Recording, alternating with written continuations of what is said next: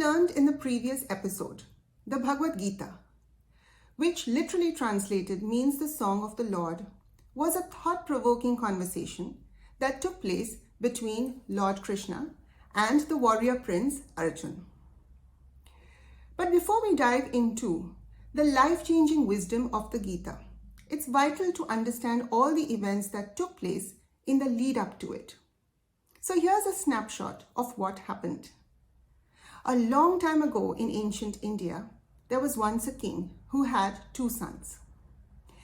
The older of the two sons was Dhritarashtra, who was born blind, and the younger of the two brothers was Pandu. When their father died, Dhritarashtra, on account of being blind, did not become king, and the throne was passed instead to Pandu. Now Dhritarashtra had 100 sons, known as the Kauravas, the oldest of whom was Prince Duryodhan. Pandu, on the other hand, had 5 sons known as the Pandavas. So who were the Pandavas? The oldest was Yudhishthir, then came Bhim, then Arjun, who we all know was a crucial figure in the Bhagavad Gita, and the youngest of the siblings were the twins Nakul and Sahadev. It's important to note here that Krishna was the Pandavas' cousin from the maternal side of the family. Krishna came down to earth in human form, but was in reality the supreme personality of Godhead. Unfortunately, Pandu died at an early age. The Pandavas then moved in with their uncle Dhritarashtra and their cousins, the Kauravas. All the cousins grew up together, but things were not hunky-dory between them. The Kauravas were intensely jealous of their cousins because the Pandavas were smarter and better than them in every way. Duryodhan, the oldest of the Kauravas, wanted to inherit the throne someday, but was worried that Yudhishthir, the oldest of the Pandavas, would become king. Now he would not let that happen. Driven by intense jealousy and greed, Duryodhan plotted to kill his talented cousins. As luck would have it, each of his attempts was unsuccessful. Finally, Duryodhan, instigated by his cunning uncle Shakuni, invited Yudhishthir to a rigged game of dice, in which the Pandavas lost everything and were exiled to 13 years in the forest.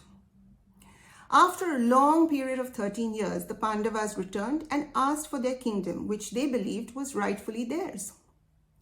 Duryodhan flatly refused. In an attempt to make peace, Yudhishthir then tried asking for just 5 villages, but even that humble request was declined. After all of this, a battle seemed like the logical next step, and the Kurukshetra war, which went on ultimately for 18 days, was declared. Kings, princes, family, friends from all over the country became involved in the war preparations. Some joined forces with the Kauravas while others went over to the Pandavas' side. Only one person refused to fight for either side, and that was Krishna. He did make a very interesting offer though. He said that one side could have his entire powerful army while the other side could have Krishna himself as an advisor. Duryodhan immediately opted for Krishna's army. The Pandavas did not complain because they had always wanted Krishna by their side anyway. And now imagine the sun rising that fateful morning on the first day of the war. Krishna was Arjun's charioteer. Wanting to take a closer look at all the varied forces he was going to be up against, Arjun asked Krishna to drive his chariot to the center of the Kurukshetra battlefield. And now, my friends, the big moment is almost here. The moment when the conversation between Krishna and Arjun, the conversation we've now come to know as the Bhagavad Gita, actually begins. So now it's time to wrap up today's episode. In the next video, we will begin exploring the timeless universal wisdom contained within the Gita, which has the power, I promise you, to truly transform your entire life.